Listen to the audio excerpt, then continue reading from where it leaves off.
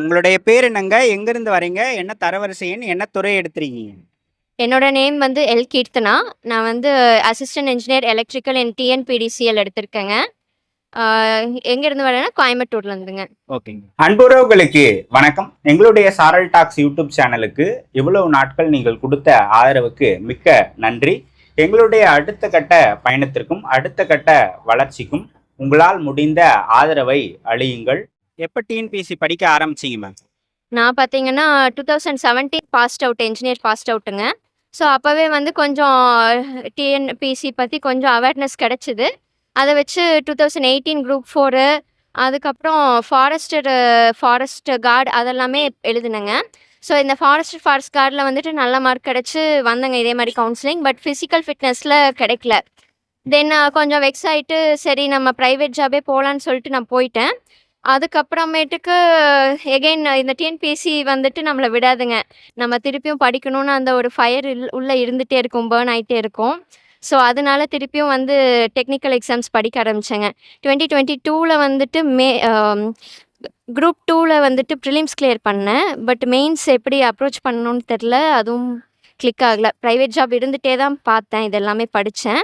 So, அதனால எனக்கு approach பண்ண முடியல. தென் பையன் வந்தான் 2023. அதுக்கப்புறம் ஒரு பிரேக் கிடச்சிது. ப்ரைவேட் ஜாபும் போகல. அப்போ அந்த 2 இயர்ஸ் உட்காந்து டெக்னிக்கல் சப்ஜெக்ட் படித்தேன். ஸோ டிஎன்இபி வந்துட்டு போர்டு வந்துட்டு எக்ஸாம்ஸ் இருந்து டிஎன்பிஎஸ்சிக்கு மாற்றினாங்க. அது வந்து ரொம்பவுமே ஒரு ப்ளஸ்ஸாக இருந்தது. டிஎன்பிஎஸ்சி வந்து ரொம்ப டிரான்ஸ்பரன்சி நல்லாயிருக்கு. ஸோ அதில் படிக்க ஆரம்பித்தேங்க. அது படித்து ஏஇல எத்தனாவது முயற்சி மேம் உங்களுக்கு? ஏஇல எத்தனாவது அட்டம்? ஏஇ வந்து இது செகண்ட் அட்டம்ங்க. ஃபர்ஸ்ட் அட்டம்ப்ட் பண்ணினேன். அதில் வந்து எப்படி அப்ரோச் பண்ணணும்னு தெரியல. தென் சாரல் டாக்ஸ் வந்துட்டு ரொம்ப பெரிய ஒரு உதவிங்க எனக்கு. அவங்களோட 2024 ஏஇ பாஸ்ட் அவுட் ஆனவங்களோட இன்டர்வியூஸ் பார்த்து அவங்க எப்படி படித்தாங்கன்றத ஒரு கைடன்ஸ் எடுத்து பண்ணேங்க. அது மூலியமா வந்துட்டு ஜேகே சார்னு ஒரு மென்டர் கிடைச்சாரு. ஸோ நான் பல இன்ஸ்டியூட்ஸும் சேலம் எக்ஸலன்ஸ் அகாடமி அதுலேயும் கோர்ஸ் வாங்கி படித்தேன். பட் எனக்கு அதை எப்படி கொண்டு போகணும் அந்த ஸ்ட்ராட்டஜிங்கிறத விஷயத்த வந்து ஜேகே சார் தான் சொன்னாருங்க. அவரோட கைடன்ஸ் படி இன்னுமே டில் டேட் எங்களுக்கு வந்து என்ன பண்ணணும் அப்ரோச் பண்ணி என்ன டவுட் கேட்டாலும் சொல்வார். இன்ஃபேக்ட் அவரோட நேமு எதுவுமே எங்களுக்கு தெரியாது. எந்த ஊர் யார் எதுவுமே தெரியாது.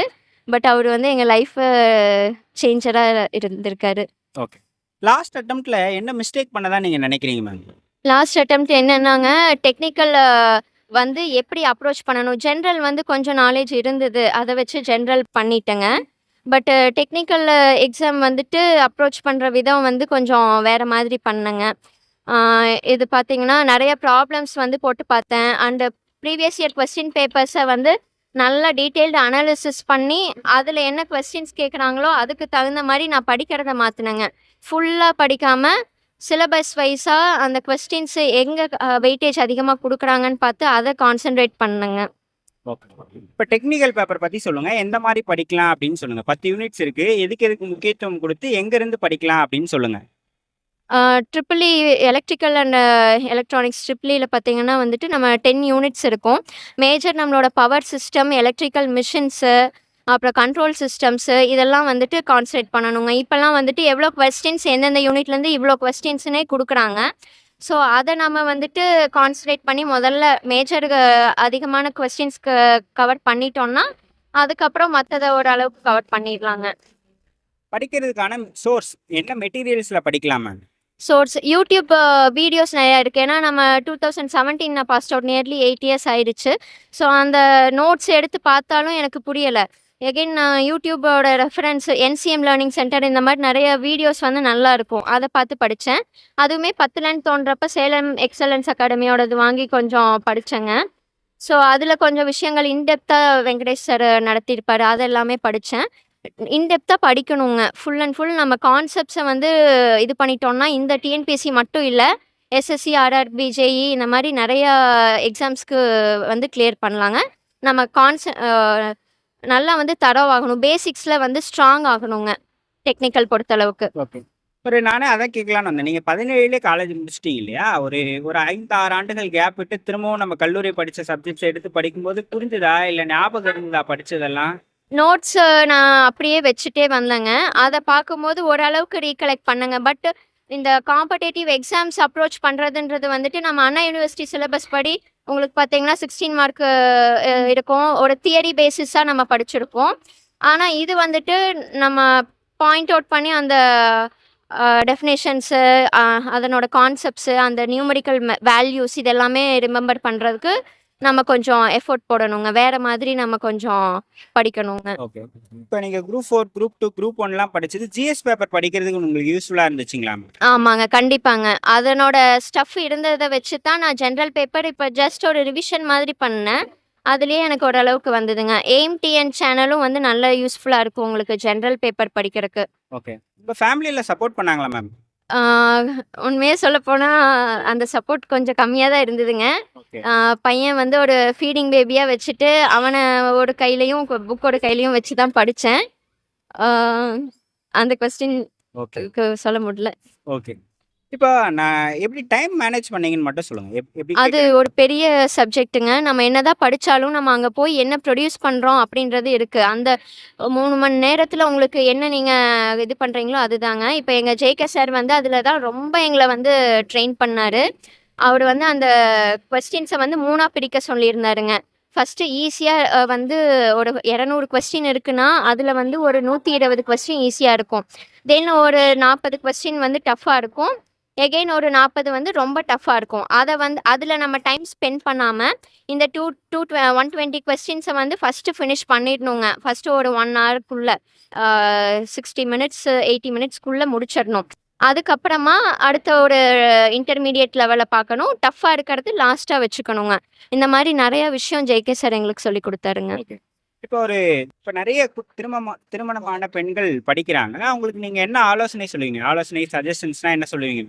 கண்டிப்பாங்க. இப்போ பிரைவேட் ஜாப் பார்த்தீங்கன்னா, உங்களுக்கு நான் அதுல இருந்து வந்ததுனால சொல்றேங்க. உங்களுக்கு எப்ப வேல போகுன்றது தெரியாது. இன்கேஸ் அந்த கம்பெனி வந்து உங்களுக்கு வேற பக்கம் இப்ப கோயம்புத்தூர்லேருந்து பெங்களூர் போறோம்ன்னு சொன்னா, நம்ம ஃபேமிலியோட அங்க போக முடியாது. ஹஸ்பண்டு, நம்ம ஃபேமிலி வந்து பேக்ரவுண்ட் இங்க தான் இருக்கும். இந்த மாரி இருக்கும்போது நெறைய ஃபீமேல்ஸ் வந்து ஜாப் டெர்மினேட் ஆகுங்க. ஆஃப்டர் மேரேஜ், ஆஃப்டர் பிரெக்னன்சி இந்த மாதிரி எல்லாமே. ஸோ அந்த இதில பார்த்தீங்கன்னா, உங்களுக்கு கவர்மெண்ட் ஜாபா இருந்ததுன்னா, ஃபேமிலியே வந்து சப்போர்ட் பண்ணுவாங்க. இதுவே பிரைவேட் ஜாபுக்கு நம்ம வெளிய போறோம்ன்னு சொன்னா யோசிப்பாங்க. அதுவே கவர்மெண்ட் ஜாபுக்காக நம்ம வெளிய போறோம்ன்னு சொன்னா, அவங்க 90% நம்மளுக்கு சப்போர்ட் பண்ணி குடுப்பாங்க. அதுதான் ஃபீமேலுக்கான ஒரு ஜாப் புரொடெக்ஷன் இதுல கவர்மெண்ட் ஜாப்ல. ஓகே. மொபைல் டிஸ்ட்ராக்ஷன் இருந்திருக்கா உங்களுக்கு? மொபைல் டிஸ்ட்ராக்ஷன் எனக்கு சத்தியமா சொல்லப்போனா, எனக்கு ஃபோன் எடுக்க முடியாதுங்க. பையன் ஒரு கையில இருப்பான்.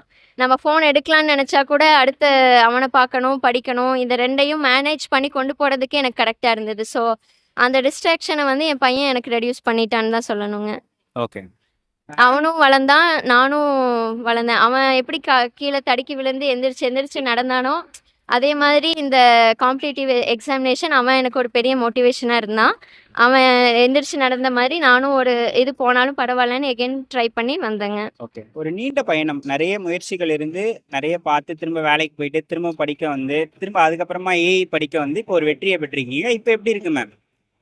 இது சொல்ல வார்த்தைகளே இல்லைங்க. கண்டிப்பா இதுக்காகத்தான் வந்து இவ்வளோ நாள் delay it's not denied but delayed அப்படின்னு சொல்ற மாதிரி தான் வந்துட்டு இத நான் பார்க்குறேங்க. எப்பவுமே கவர்மெண்ட் டிஎன்பிஎஸ்சிக்கு நீங்க படிக்கிறீங்கன்னா, அது வந்து உங்கள தூங்க விடாது. நீங்க எகைன் வேற ஒரு பிரைவேட் ஜாப் போனாலுமே வந்துட்டு உங்களுக்கு மனசுல தோணிட்டே இருக்கும். இத நம்ம பாதி கடல் தாண்டிட்டோம். இதுக்காகவா நம்ம வெளிய வந்தோம் அப்படின்னு சொல்லி அது மைண்ட்ல இருந்துட்டே இருக்கும். ஓகே. ஸோ யாரும் விட்றாதீங்க. கண்டிப்பா வந்துட்டு எகைன் படிங்க. இன்னும் வேக்கன்ஸீஸ் நெறைய டிஎன்இபில இருக்கு. மினிஸ்டர் சொல்லியிருக்காங்க. ஸோ அப்கமிங் டேஸ்ல நீங்களும் நல்லா படிச்சு எல்லாரும் வரணும் அப்படின்றது சொல்லிக்கிறேங்க. ஸோ இந்த தருணத்தில வந்துட்டு எனக்கு தேங்க் யூ சொல்றதுக்கு என்னோட ஃப்ரெண்ட்ஸ்ங்க. ஃபேமிலிய விட வந்துட்டு ஃப்ரெண்ட்ஸ் வந்துட்டு ரொம்ப சப்போர்ட் பண்ணாங்க. அந்த ஒரு மோட்டிவேஷன்ல தான் வந்து இவ்வளோ தூரம் வந்தேன். அண்ட் என் பையன் அவன் வந்து சாக்ரிஃபைஸ் தான் பண்ணான் எனக்காக. அவனோட அ வந்து டேஸ் வந்துட்டு நான் சரியா அவனுக்கு ஊட்டுனது கிடையாது சாப்பாடு. புக்குன்னே இருந்திருக்கேன். ஸோ இவனுக்கு தான் நான் ரொம்ப தேங்க் பண்றேன்.